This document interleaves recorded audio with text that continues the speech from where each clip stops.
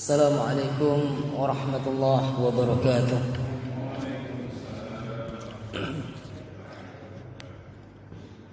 Alhamdulillah hamdan katsiran tayyiban mubarakan fih kama yuhibbuhullahu wa yardah. Asyhadu an la ilaha illallah wahdahu la syarika lah wa asyhadu anna Muhammadan abduhu wa rasuluh sallallahu alaihi wasallam tasliman mazida. Allahumma salli ala Muhammad wa ala ali Muhammad. Amma ba'd. Jemaah rahimakumullah. Alhamdulillah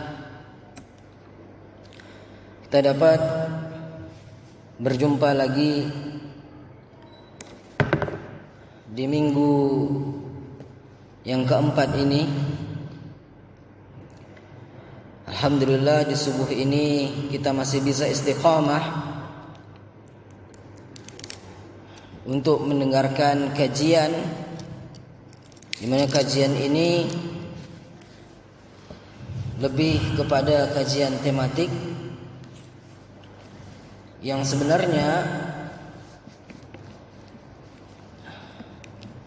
bisa juga kajian tersebut adalah kajian kitab, di mana kajian kitab akan berterusan pembahasannya, bukan hanya bersifat tematik, tetapi semuanya memiliki kelebihan masing-masing. Karena kalau tematik yang dibahas bervariasi, sedangkan kalau dia kajian kitab memerlukan kesabaran. Karena memerlukan kesabaran ini, maka kita harus bisa mengikuti dengan sabar, dan pembahasannya panjang. Satu permasalahan bisa saja sampai 2 sampai 3 pertemuan. Kalau tidak, kitabnya tidak tamat.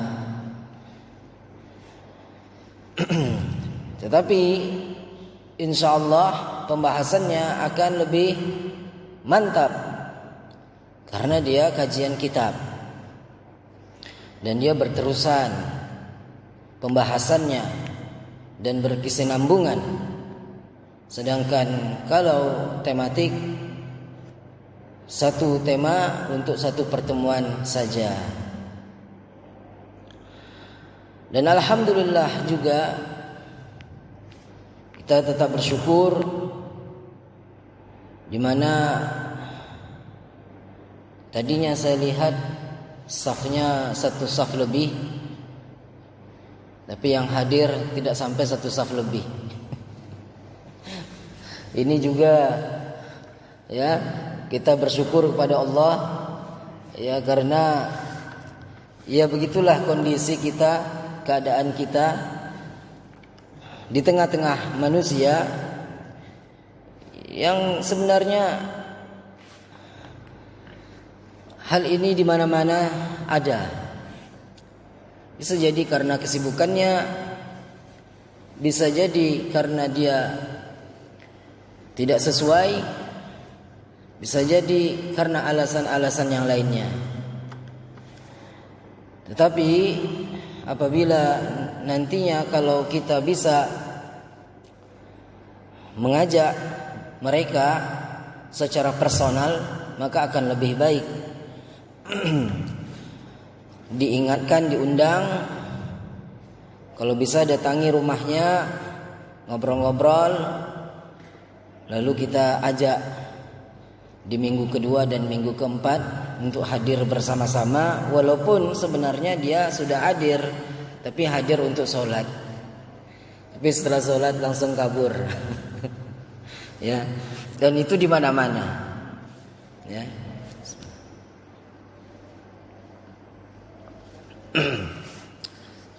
Maka pada kesempatan kali ini kita akan membahas tentang at-tarbiyah, yaitu pendidikan. Karena pendidikan itu merupakan perkara yang paling tinggi, urusan yang paling penting. Seperti yang disebutkan oleh imam kita tadi, sebuah doa, Rabbana hablana min azwajina wa dzurriyyatina qurrata a'yunina waj'alna lil muttaqina imama. Wahai Rabb kami, karuniakanlah kepada kami pasangan-pasangan, istri-istri, ya, azwajina, bukan zaujatina, ya. Bukan zaujatina, tapi azwajina. Ini menunjukkan bahwa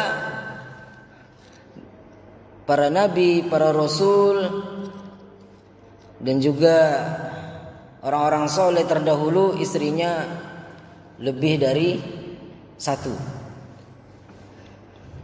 Ya, istrinya lebih dari satu. Bukan istrinya satu saja. Dan itu juga yang menjadikan mereka terjaga, ya, pandangannya terjaga, ya, farjinya dan yang lain-lainnya. Ditambah lagi dengan begitu mereka mendapatkan banyak keturunan. Kalau di zaman sekarang susah mau lebih dari satu. Kalau sudah lebih dari satu dunia heboh. Bahkan untuk dapat anak saja susah. Ya, 1 atau 2 anak saja sudah repot. Tapi zaman dahulu istrinya lebih dari 1, anak-anak dan cucunya banyak. Sehingga doanya min azwajina wa dzurriyyatina, karuniakanlah kepada kami,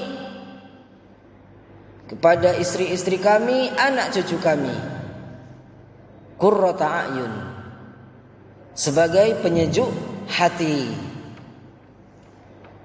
Ya. Waja'alna lil muttaqina imama, dan jadikan pula kami ini semua sebagai orang-orang yang bertakwa, yang memimpin bumi ini, yang memimpin dunia ini. Maka ini adalah doa yang Masya Allah, yang jangan sampai kita meninggalkan doa ini. Karena dengan sebab doa ini keluarga kita semakin lama semakin membaik.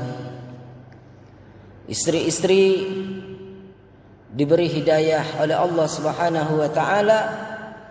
Anak-anak mau diatur dan dididik, dan semuanya berjalan seperti air mengalir disebabkan doa ini. Maka dengan doa inilah pentingnya pendidikan, at-tarbiyah, di mana tarbiyah itu sekarang semakin pudar, semakin luntur. Anak-anak sudah dididik dengan teknologi, dididik dengan YouTube. Dari kecil, belum 3 tahun sudah pegang HP, lalu dia bermain YouTube. Kadang-kadang di situ nyanyian, kadang-kadang ada iklan yang muncul, iklan yang buka aurat, iklan yang muncul, iklan TikTok, iklan yang muncul, orang Korea lagi berdansa, menari-nari, berdisko dan sebagainya.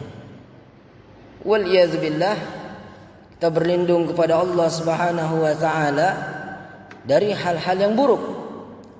dari hal-hal yang jelek tersebut. Sehingga at-tarbiyah ini, pendidikan, bukanlah dia suatu tanggung jawab keluarga saja, atau bukanlah sebagai tanggung jawab sekolah. Bahkan tarbiyah itu merupakan masyru' ummah, masyru' daulah. Jadi pendidikan itu adalah tanggung jawab umat ini semua, tanggung jawab negara. Dan itu yang alhamdulillah ya, kalau kita lihat sistem pendidikan yang ada di Timur Tengah, terlebih lagi yang ada di Makkah dan Madinah, mereka dari kecil sudah diprogramkan hifdzul Quran. Jadi fokusnya hifdzul Quran saja, tahfidzul Quran. Kemudian setelah Qurannya bagus 30 juz, diprogramkan tahfidzul ahadits an-nabawiyah, itu menghafal hadis-hadis Nabi. Setelah itu barulah berpindah kepada tahfidzul mutun, yaitu menghafal matan-matan. Jadi pendidikan di Makkah dan Madinah itu memang Masya Allah berbeda dengan pendidikan kita yang di sini. TK-nya diajak bermusik-musik dan bernyanyi, ya, bermusik-musik dan bernyanyi. Lalu banyak bermain-main. Tambah lagi nanti SD-nya pelajarannya bercampur-campur, tidak ada yang fokus. Ya, pelajarannya itu antara yang eksak dengan yang agama, lebih banyak yang eksaknya, yang umumnya lebih banyak dibanding yang agamanya. Yang agamanya hanya sekian persen. Bahasa Inggrisnya lebih ditekankan dibanding bahasa Arabnya. Dan banyak lagi persoalan-persoalan itu di tengah-tengah pendidikan kita, dimulai dari TK sampai perguruan tinggi. Dan bahkan di perguruan tinggi ada lagi kurikulum, namanya dari kurikulum KKNI berubah menjadi kurikulum kampus merdeka. Jadi setiap ganti menteri ganti kurikulum, ya. Nah, sekarang menterinya Mas Gojek, ya kan? Nah, sekarang Mas Gojek menerapkan, ya, kurikulum kampus merdeka. Berubah lagi kurikulum. Kalau di Saudi, di Makkah dan Madinah, kurikulum sama dari dulu sampai sekarang. Dari dulu berdirinya sekolah mereka, berdirinya universitas-universitas mereka, itu tidak ada perubahan kurikulum. Kurikulumnya fix, sebagaimana kurikulum para ulama, mencetak para ulama, yang dimulai dari tahfidzul Quran, kemudian tahfidzul hadis, al-ahadits an-nabawiyah, kemudian tahfidzul mutun. Di mana mutun-mutun ini merupakan funun al-ulum al-islamiyah, bidang-bidang keilmuan Islam. Dari dulu sampai sekarang begitu saja kurikulumnya. Yang membedakan adalah kitabnya yang semakin bertambah. Karena karya-karya ulama, dari ulama zaman dulu sampai ulama yang sekarang kontemporer, mereka selalu menelurkan karya-karya ilmiah berupa kitab-kitab. Ada kitabnya berbentuk tahqiq, ada kitabnya berbentuk ta'liq, ada kitabnya berbentuk syarah, begitu seterusnya. Banyak kitab-kitab para ulama sampai sekarang, sampai detik ini terbit di tengah-tengah pendidikan mereka. Kalau kita enggak, ada gado-gadonya ya. Gado-gado gitu kita ini. Di situ ada unsur, masuk di situ liberalnya, masuk situ sekulernya, masuk di situ pluralnya, ya, disusupin di buku-buku mulai dari anak SD sampai nanti di perguruan tinggi. Jadi sebenarnya pendidikan itu merupakan masyru' ummah, bukan hanya keluarga dan sekolah. Maka perlunya kita tanggung jawab, kita umat Islam, kalaupun misalnya negara tidak perhatian dengan kurikulum yang sesuai dengan apa yang dilalui oleh para ulama, maka kita yang buat.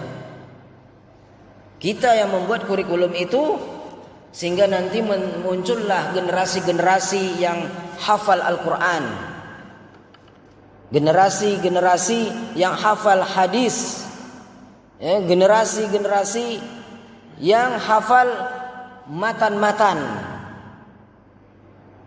Nah, kita ditanya matan apa yang kita hafal, apakah misalnya matan Jazari? Matan apa tuh Ustaz? Matan Jazariyah, ini matan untuk tajwid. Itu dari kecil disuruh hafal. Kemudian ada syarahnya, itu baru matan Jazari. Ya, dari Imam Al-Jazari yang pakar tajwid Al-Quran. Belum lagi nanti matan-matan yang lainnya, matan akidah, matan fikih, kemudian matan usul fiqh, ya, matan mustalah hadis, matan tafsir, dan begitu banyaknya matan-matan keilmuan Islam itu. Kalau kita tanya sama generasi muda sekarang, banyak yang tidak hafal. Banyak yang tidak hafal matan-matan tersebut. Apa penyebabnya? Penyebabnya tadi, bahwa pendidikan kita kurikulumnya selalu berganti-ganti, kiblatnya tidak jelas. Sedangkan di Timur Tengah kiblatnya dari dulu sampai sekarang adalah kiblat tarbiyatul ulama. Bagaimana para ulama itu mendidik generasi muda sehingga menelurkan generasi yang tangguh dari segi keilmuan dan amalan. Kemudian tarbiyah ini bukan hanya dia mengembangkan kemampuan, tetapi juga adalah mengembangkan, ya, keaktifan para generasi muda itu. Bagaimana generasi muda itu, ya, tidak membuang-buang waktunya untuk bermain-main, ya, untuk melakukan hal yang sia-sia. Bahkan ada sebuah nasihat dari Imam Nawawi rahimahullahu taala, di mana Imam Nawawi adalah seorang ulama besar tapi masih muda. Bahkan Imam Nawawi itu meninggalnya umur 35 tahun. Beliau mengatakan bahwa janganlah kita menyia-nyiakan waktu kita untuk hal-hal yang sia-sia, yang tidak bermanfaat. Maka sibukkanlah dengan menuntut ilmu, mempelajari ilmu, terus mudarasah, mudzakarah, mumarasah, ya. Terus dia menuntut ilmu, menyibukkan dengan ilmu-ilmu dan mengamalkan ilmu itu dan beribadah kepada Allah Subhanahu wa taala. Jadi semuanya itu waktu-waktunya diisi dengan hal-hal yang bermanfaat. Dengan menuntut ilmu seperti ini, di masjid, di rumah, di sekolah, di perguruan tinggi, di kampus, atau di mana saja, kesibukan kita itu semuanya dalam rangka menuntut ilmu, talabul ilm. Nah, ini yang dinasihati oleh Imam Nawawi. Maka pendidikan itu kedudukannya dan pengaruhnya itu sangat tinggi. Dan pendidikan itu adalah dasar bagi anak-anak. Ya, karena anak-anak itu adalah qurratu a'yun. Anak-anak itu qurratu a'yun, penyejuk hati. Tapi kalau sekarang banyak anak-anaknya bukan menjadi qurratu a'yun, tapi menjadi ujian, menjadi bala, ujian bagi orang tuanya. Disuruh kuliah malah dia menyimpang, disuruh kuliah bermalas-malasan. Dan itu saya sebagai dosen, ya, selalu itu dapat laporan dari orang tua mahasiswa. Dia bertanya bagaimana anaknya di kampus sambil menangis-nangis. Kenapa ibu bertanya seperti ini, bu? Ya, sebab anak saya itu nggak pernah pulang, jarang pulang. Nginapnya bukan di rumah kami. Kalau pas sekali pulang sebentar saja, habis itu pergi lagi. Bahkan semester kemarin sudah dikasih duit, tapi bukan untuk bayar SKS, malah duitnya digunakan untuk yang lain. Menangis-nangislah ibunya. Inilah fenomena yang terjadi di tengah-tengah masyarakat kita. Padahal pendidikan adalah suatu yang penting, di antara yang penting. Dia merupakan yang penting di antara yang penting, pendidikan itu. Dan pendidikan itu adalah jalur agar generasi itu menjadi kokoh ilmunya dan juga tidak tersesat dengan pemahaman-pemahaman dari luar, pemahaman-pemahaman yang akan menjadikan dia menyimpang. Bahkan yang terjadi di tengah-tengah kita ini di Indonesia, mereka awalnya sudah dididik, misalnya nih di Gontor. Ketika mereka sudah dididik di Gontor, lalu ada yang pergi ke Saudi, ada yang pergi ke Amerika, ada yang pergi ke Eropa. Ini semua yang pergi ke Saudi, ke Amerika, ke Eropa, ini pulang ke Indonesia, ini beda-beda tampilannya nanti. Cara berpikirnya beda, cara pandangnya beda. Ada yang dari Australia pulang ke Indonesia, itu beda. Ini dia Gontor tapi Madinah, pulang dari Madinah, lihatlah bagaimana dia kesehariannya karena dia belajar di Madinah. Ini dari Gontor pergi ke Amerika atau Eropa, pulang ke Indonesia dia bawa sesuatu dari Amerika dan Eropa. Itulah yang terjadi di tengah-tengah pendidikan kita. Kecuali kalau itu positif tidak masalah. Ya, kalau itu hal yang positif tidak masalah. Tetapi yang terjadi justru ada juga yang tidak positifnya, yang negatifnya. Ketika dia belajar ke Amerika, pulang-pulang bawa pemahaman liberal. Belajar ke Eropa, pulang-pulang bawa pemahaman ateis. Inilah yang jadi persoalan kita di Indonesia. Ya. Maka sebaiknya kita sebagai umat Islam ya betul-betul menanamkan pemahaman dari sejak dini kepada anak-anak kita, agar anak-anak tersebut nantinya walaupun dia belajar ke Amerika, walaupun dia belajar ke Eropa, pulang tetap membawa jati diri Muslim yang sejati. Pulang dia tetap membawa jati diri dan pemahaman yang lurus. tidak menyimpang pemahamannya. Inilah pentingnya pendidikan tersebut di tengah-tengah kita. Dan Allah Subhanahu wa taala menjelaskan tentang keilmuan yang tidak lepas dari pendidikan. Dan banyak ayat, di antaranya Allah Subhanahu wa taala mengatakan, "Wala taqfu ma laysa laka bihi 'ilmun, innas sam'a wal basara wal fuada kullu ulaika kana anhu mas'ula." Ini Allah katakan bahwa semuanya itu tidak ada ilmunya. Semua kita ini asalnya tidak ada ilmu. Tapi setelah itu Allah jadikan dan karuniakan kepada kita pendengaran. Allah jadikan penglihatan. Allah jadikan dan karuniakan hati. Yang semuanya itu karena pendengaran, penglihatan dan hati, maka berubahlah kita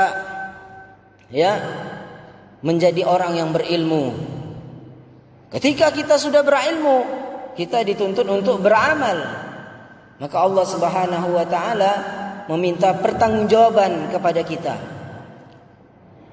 Dan Allah Subhanahu wa taala juga mengatakan, "Wa in qila lakum irji'u farji'u huwa azka lakum wallahu bima ta'maluna alim." Qul lil mu'minin yaghuddu min absarihim wa yahfazu furujahum dzalika azka lakum innallaha khabirum bima yasnaun. Jadi ini semua adalah ayat-ayat yang menunjukkan bahwa kita ini semuanya dalam keadaan diminta untuk menuntut ilmu dan menjaga ilmu. Jadi kita dituntut untuk menuntut ilmu dan menjaga ilmu. Nah, menuntut ilmu ini syaratnya adalah menundukkan pandangan. Syaratnya menundukkan pandangan. Dengan kita menundukkan pandangan dan menjaga kemaluan, maka setiap yang menjaga pandangan dan kemaluan itu Allah Subhanahu wa taala akan memberikan hidayah dan petunjuknya, dan dengan begitu dia akan mudah menuntut ilmu. Tapi yang terjadi sekarang persoalannya untuk menjaga pandangan, untuk menjaga kemaluan itu sangat berat. Tidaklah mudah menjaga pandangan dan menjaga kemaluan itu. Padahal disinilah kunci seseorang itu bisa mendapatkan ilmu. Tapi yang terjadi bagaimana di tengah-tengah kita? Pendidikan kita saja, itu saja bercampur-campur. Dunia kerja kita juga bercampur-campur antara laki-laki dan perempuan. Dan batasan-batasannya itu sudah hampir pudar. Batasan antara laki-laki dan perempuan itu juga hampir pudar. Atau mungkin di tempat lain sudah tidak ada lagi batasannya. Sudah biasa saja. Bahkan kalau kita lihat mahasiswa itu kesempatan untuk have fun katanya, untuk bersenang-senang, maka dia berpacaranlah. Nah, ketika dia sudah seperti itu, maka ilmu-ilmu yang seharusnya dia tuntut dan dia jaga ilmu tersebut, maka akan susah. Akan susahlah ilmu tersebut terjaga. Akan susah ilmu itu berkembang, ditingkatkan. Kenapa? Karena itu tadi, tidak menjaga pandangan dan tidak menjaga kemaluan. Cobalah kalau imam kita ini tidak mengulang hafalannya, ditambah lagi bermaksiat, kira-kira hafalannya bisa nggak bertahan? Susah kan? Nah, itulah pentingnya ilmu tersebut. Allah Subhanahu wa taala mengatakan bahwa orang-orang yang beriman itu adalah mereka yang menjaga pandangannya dan menjaga kemaluannya.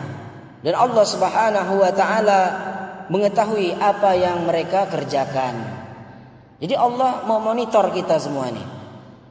Ya, memonitor kita bagaimana kita dalam keseharian. Dan Allah Subhanahu wa taala juga mengatakan dalam ayat yang lain, wa ibadur rahman alladzina yamshuna 'alal ardi haunan wa idza khatabahumul jahilun qalu salama. Bahwa hamba-hamba Allah, ya hamba-hamba Allah, ya Allah Maha Pengasih dan Maha Penyayang kepada hamba-hambanya. Mereka adalah yang berjalan di atas muka bumi dalam keadaan tenang. Mereka berjalan di atas muka bumi dalam keadaan tenang. Dan merekalah yang berbicara kepada orang-orang yang jahil. Ketika orang-orang yang jahil itu mengatakan begini dan begitu, memfitnah begini dan begitu, tapi ibadur rahman, orang-orang mukmin itu hanya mengatakan apa? Qalu salama. Itu selamat. Jadi tidak mengatakan apa-apa, tidak membalas fitnah-fitnah itu. Jadi dia tetap dalam keadaan tenang di muka bumi. Inilah kelebihan orang-orang ya berpendidikan, orang-orang yang berilmu dan orang-orang yang mengamalkan ilmu. Dia memiliki karakter tenang. Ini yang harus kita tiru.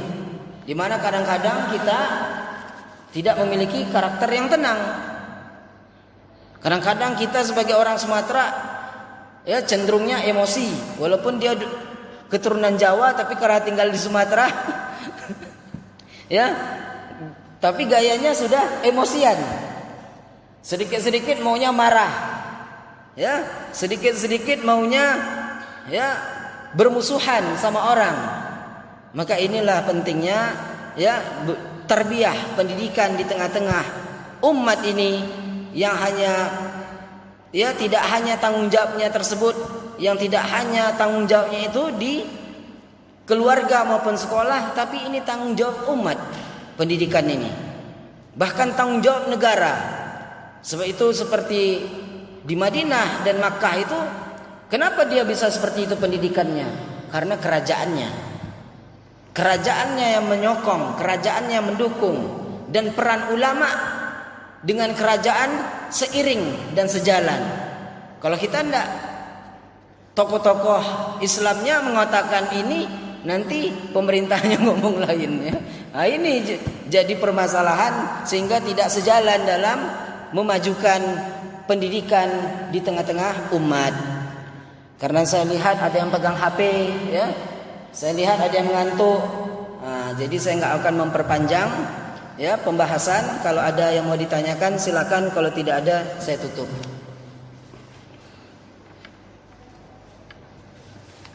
Ada yang ditanya?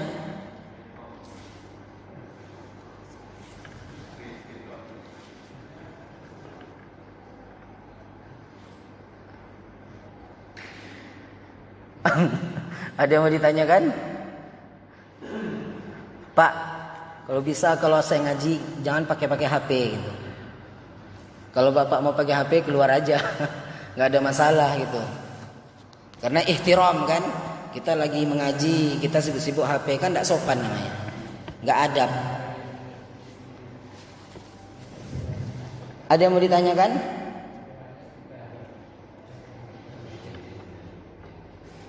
Kalau tidak ada, saya tutup. Imam kita ada yang mau tanya? Pak Harahap? Cukup. Ya. Baik, kita tutup dengan doa kafarah majelis. Ya subhanakallahumma bihamdika asyhadu an la ilaha illa anta astaghfiruka wa atubu ilaik. Wassalamualaikum warahmatullahi wabarakatuh.